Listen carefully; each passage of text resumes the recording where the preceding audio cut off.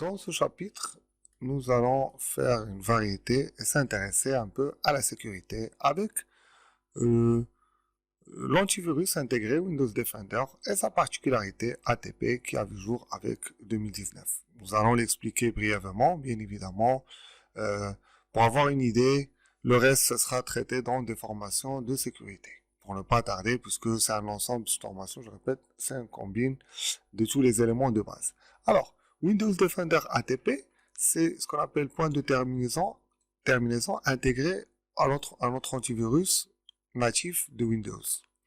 Il permet d'installer une sonde et être au courant de toutes les activités qui se passent sur nos serveurs ou sur nos machines afin de les centraliser et les gérer, comme nous allons voir, dans une console à partir d'Internet, par exemple.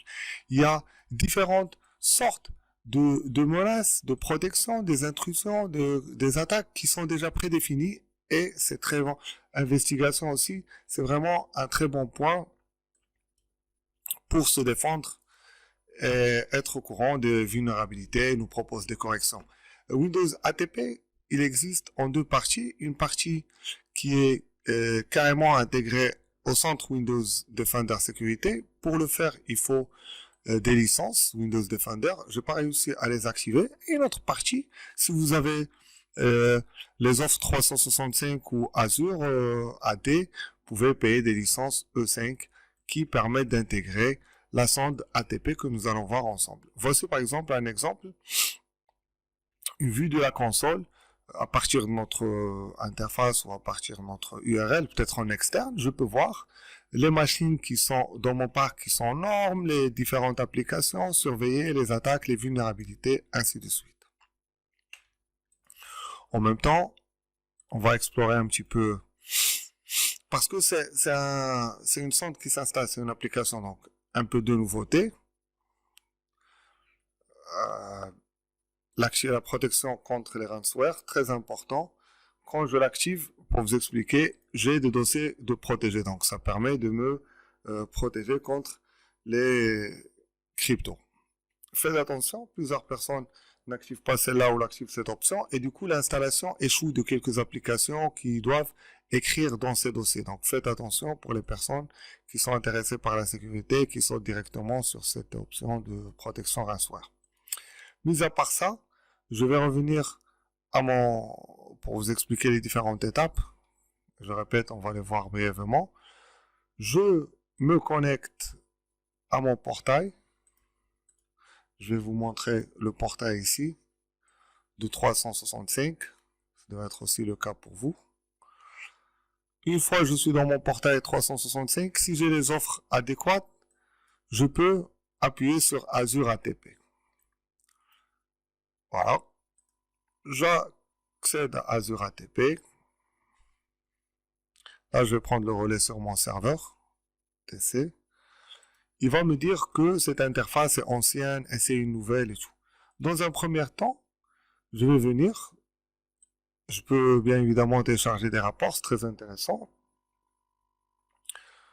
Il me propose des configurations. Je vais venir dans la partie configuration, entrer les paramètres de mon AD, ceux qui ont le droit, les paramètres de mon serveur d'une façon générale.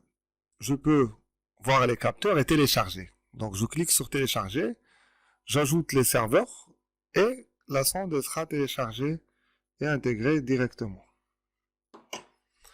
à la machine. Une fois le capteur est téléchargé, il va s'installer et il va être détecté tout seul. Donc là, on va voir qu'il y a des paramètres de connexion, type de détection, ainsi de suite. Et comme il nous dit que ce portail, il est censé donc être obsolète, et je vais essayer à nouveau. Quand j'applique sur le nouveau, je tombe sur ce. D'ailleurs, la sonde, je ne sais pas si on la voit ou pas. Elle est installée, hein. Azure ATP, ou ATP, je sais pas elle est où. Je vais la trouver dans par notre configuration.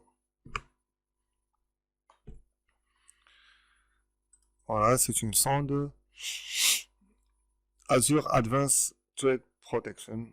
Donc, je vais voir si je peux la trouver ici. Azure Advanced, ça doit être celle-là. Mais peu importe. Donc voilà, elle s'ouvre directement sur le navigateur. Là, il n'y a pas d'alerte. Vous voyez que j'ai déjà une vue. Mais moi, je l'ai fait que pour tester sur un serveur. Donc, je peux créer des stratégies. On va l'explorer de plus en plus. Je vois la zone dans laquelle je me connecte. Les 30 derniers jours, protéger les informations sensibles. Il y a vraiment plein d'éléments qui nous facilitent la gestion et la protection. Je n'ai pas de rapport pour les applications. Je vais voir journal d'activité. Je vois que j'ai fait un logon. Il n'y a que moi qui se connecte, par exemple. Je peux surveiller. Ça, c'est surveiller à distance, en dehors du domaine, en dehors de mon parc ou quoi que ce soit. Je vois, voilà, les logs, je vois qu'il y avait un mot de passe qui était changé, ainsi de suite. Si j'appuie sur Active Directory, j'aurai encore plus d'éléments. Ça peut être des alertes, ça peut être des menaces. Je vois un tableau de bord qui s'est connecté. Vous voyez, c'est très, très, très pratique. Qui s'est connecté le plus fréquemment, depuis quand.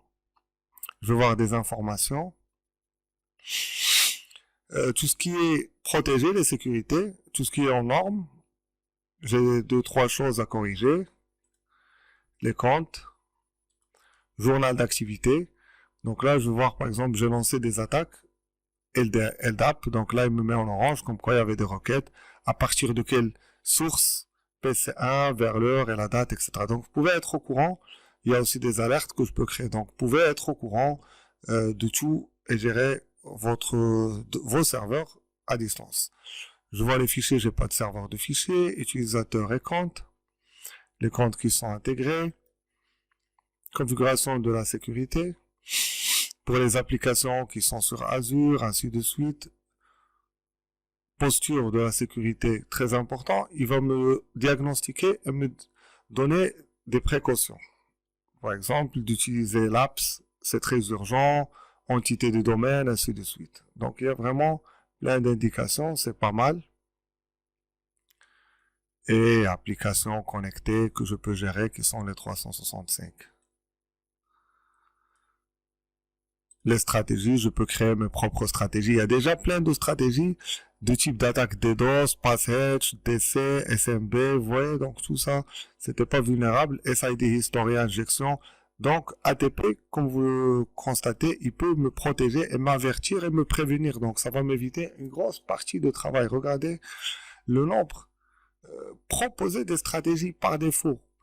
Configurer, protéger VM, etc. Tout ça, c'est seulement en 2 clics et je peux gérer à distance, en externe, mon serveur être au courant.